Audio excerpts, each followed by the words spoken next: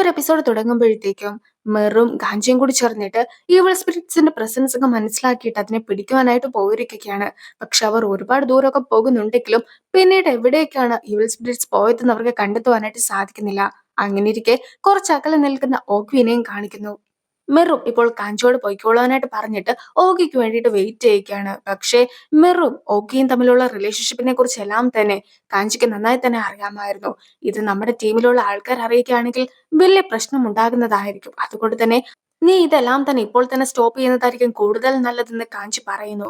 കൂടാതെ ഓഗി ഒരു മനുഷ്യനാണ്, നീയാകട്ടെ മനുഷ്യരെ പ്രൊട്ടക്ട് ചെയ്യുവാനായിട്ട് നിയോഗിക്കപ്പെട്ട ആളാണ്. അങ്ങനെ ഇരിക്കെ നിങ്ങൾ തമ്മിലുള്ള റിലേഷൻഷിപ്പ് ഒരിക്കലും നല്ലതിനാവുകയില്ല എന്ന് പറഞ്ഞുകൊണ്ട് കാഞ്ചിയും പോവുകയാണ്. ഡിറ്റക്റ്റീവ് 4-5 പേരായിട്ട് മാറിയതിനു ശേഷം ഫൈറ്റ് ഒക്കെ ചെയ്യുകയായിരുന്നല്ലോ. അങ്ങനെ ഇരിക്കെ ഇവൾ സ്പിരിറ്റ്സിനെ എല്ലാം തന്നെ ഇല്ലാതാക്കി നിൽക്കുന്ന ഡിറ്റക്റ്റീവിന്റെ നേർക്ക് വാളുമായിട്ട് എന്ന സാമിനും ഡിറ്റക്റ്റീവിനെ കൊത്തുന്നു. അങ്ങനെ യഥാർത്ഥത്തിലുള്ള ഡിറ്റക്റ്റീവിനായിട്ട് തന്നെ കുത്തൊക്കെ കിട്ടിയിട്ടുണ്ടായിരുന്നത് കൊണ്ട് തന്നെ ഡിറ്റക്റ്റീവ് ഉണ്ടാക്കിയ ആ 4-5 പേര് അപ്പോൾ തന്നെ അപ്രതീക്ഷിതരായി പോകുന്നു. ഓകെയും പണ്ട് നടന്ന കാര്യങ്ങളെക്കുറിച്ച് എല്ലാം തന്നെ മനസ്സിലാക്കി കഴിഞ്ഞിരിക്കുന്നു. അങ്ങനെ ഇരിക്കെ സാമിൻ തന്റെ സോൾ സ്റ്റോൺസ് തട്ടിയെടുത്തിട്ടുണ്ടായിരുന്നത് കൊണ്ട് തന്നെ ഓകെ ഇപ്പോൾ സാമിനെയും അവിടെ നിന്നും തള്ളിയിടുന്നു. അതേപോലെ തന്നെ സാമിനും ഡിറ്റക്റ്റീവും ഒരേപോലെ ഓകെക്ക് ശത്രുക്കളാണെന്ന് അവൻ തന്നെ പറയുന്നുമുണ്ട്. അതിൽ ആരെ ആദ്യം കൊല്ലണമെന്ന സംശയത്തിൽ നിന്നിട്ടുണ്ടായിരുന്ന ഓകെയും ഇപ്പോൾ ഈ ഡിറ്റക്റ്റീവിന്റെ വെപ്പൺ കൈക്കലാക്കുവാനായിട്ട് സമ്മതിക്കുന്നില്ല. ഇപ്പോൾ ഓഗ്വിയും സാമിനും തമ്മിൽ ഒരു ഫൈറ്റ് ഒക്കെ നടക്കുകയാണ്. ആ ഒരു ഫൈറ്റില് സാമിനെ തോൽപ്പിച്ചുകൊണ്ട് ഓഗ്വിയാണ് ജയിക്കുന്നത്. സോ ഓഗ്വിയും സാമിനെ കൊന്നു കളയുന്നു. അതിനുശേഷം ഡിറ്റക്റ്റീവ് മിറിന്റെ അടുത്തേക്ക് വരുന്നത് കണ്ടിട്ടുണ്ടായിരുന്ന ഓഗ്വിയും ഇപ്പോൾ ഡിറ്റക്റ്റീവിനെ തടയുകയാണ്. സോ ഓഗ്വിയുടെ ഓർമ്മകളെല്ലാം തന്നെ തിരിച്ചു കിട്ടിയെന്ന കാര്യം ഡിറ്റക്റ്റീവും മനസ്സിലാക്കുന്നു. 1000ഓളം വർഷം ഒന്ന് അനങ്ങുവാനായിട്ട് സാധിക്കാതെ ഞാൻ കുടുങ്ങിക്കിടന്നതിന്റെ കാരണം തന്നെ നിങ്ങളാണ് എന്ന് പറഞ്ഞുകൊണ്ട് ഓഗ്വിയും ഡിറ്റക്റ്റീവിന്റെ കഴുത്തിനൊക്കെ പിടിച്ചു നിൽക്കുകയാണ്. എങ്ങനത്തെ ഒരു ലൈഫായിരുന്നു എനിക്കുണ്ടായിരുന്നത്, ഞാൻ എന്തൊക്കെയായിരുന്നു അനുഭവിച്ചിട്ടുണ്ടായിരുന്നത്, അതെല്ലാം തന്നെ നിങ്ങൾ അനുഭവിക്കണമെന്ന രീതിക്കാണ് അവനും പറയുന്നത്. കൂടാതെ എന്തുകൊണ്ടായിരുന്നു എന്നെ അതുപോലെ ഹെൽമൗത്തിനുള്ളിൽ ഇട്ടിട്ടുണ്ടായിരുന്നതെന്നുള്ള രീതിക്ക് അവൻ ചോദിക്കുമ്പോഴത്തേക്കും അതൊന്നും തന്നെ എന്റെ പ്ലാൻ ആയിരുന്നില്ല. ദൈവം എന്തായിരുന്നു എന്നോട് പറഞ്ഞിട്ടുണ്ടായിരുന്നത് അതാണ് ഞാനും ചെയ്തിട്ടുണ്ടായിരുന്നതെന്ന് ഓക്കിയുടെ അടുത്തായിട്ട് ഡിറ്റക്റ്റീവ് പറയുമ്പോഴത്തേക്കും ദൈവം ഒരിക്കൽ പോലും എന്റെ കാര്യത്തിൽ ഒരു ശ്രദ്ധയും വരുത്തിയിട്ടുണ്ടായിരുന്നില്ല. അതുകൊണ്ട് തന്നെ ആ ഒരു ദൈവത്തെ താനും വിശ്വസിക്കുന്നില്ല എന്ന് ഓക്കിയും പറയുന്നു. അങ്ങനെ അവർ സംസാരിച്ചു നിൽക്കുമ്പോഴത്തേക്കും സാമിൻ വീണ്ടും തിരിച്ചെത്തുകയാണ്. അതായത് ഇപ്പോൾ സാമിന്റെ ഉള്ളിലുള്ളത് ഹെയ്റ്റഡ് പവേഴ്സ് ഒക്കെ ആണല്ലോ. അതുകൊണ്ട് തന്നെ സാമിനും മരണമില്ലാത്ത ഒരാളായി മാറി കഴിഞ്ഞിരിക്കുന്നു.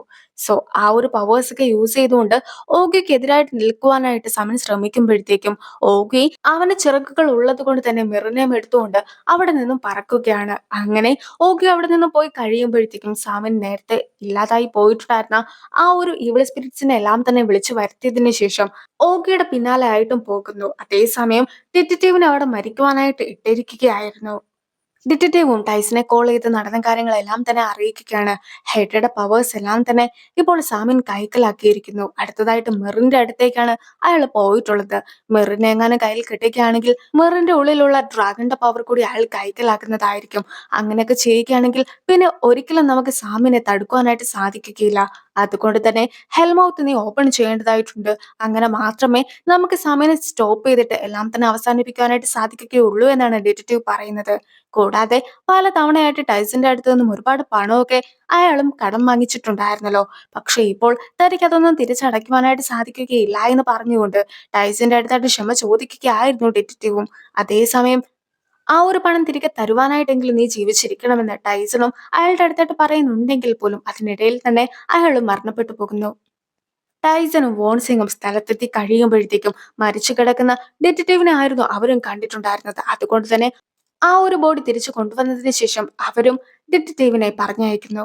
അതിനുശേഷം ക്യൂംസന്റെ അടുത്ത് ഇരുന്നിട്ടുണ്ടായിരുന്ന ടൈസണും പണ്ട് ഡിറ്റക്റ്റീവ് പറഞ്ഞ മറ്റൊരു കാര്യത്തെക്കുറിച്ച് ഓർക്കുകയാണ്. യുദ്ധമൊക്കെ അവസാനിച്ച സമയത്ത് തന്റെ കൂടെ ഉണ്ടായിരുന്ന പലരും മരണപ്പെട്ടു പോയ വിഷമത്തിലായിരുന്നു ടൈസൺ ഉണ്ടായിരുന്നത്.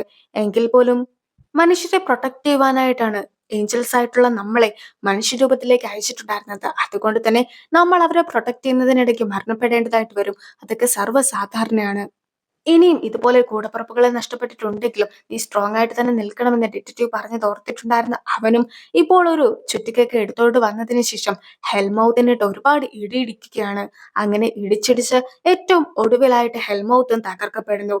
സോ അങ്ങനെ ഹെൽമൗത്ത് തകർക്കപ്പെട്ടതിന് ശേഷം ഏഞ്ചൽസിന് എല്ലാവർക്കും അവരുടെ പവേഴ്സ് തിരിച്ചു കിട്ടുന്നു. കൂടാതെ അവരുടെ വെപ്പൺസും അവരുടെ കയ്യിലായിട്ട് വരികയാണ്. നമ്മൾ എത്രയും വേഗം മെറിനെ കണ്ടെത്തി രക്ഷിക്കണം. അതുപോലെ തന്നെ ഓഗിനെയും സാമിനെയും ഇല്ലാതാക്കണമെന്നൊക്കെയാണ് ടൈസൺ പറയുന്നത്. കൂടാതെ ഹെൽമൗത്ത് ഓപ്പൺ ആയതുകൊണ്ട് തന്നെ ഒരുപാട് ദുഷ്ടശക്തികൾ വെളിയിലേക്ക് ഇറങ്ങുന്നതായിരിക്കും.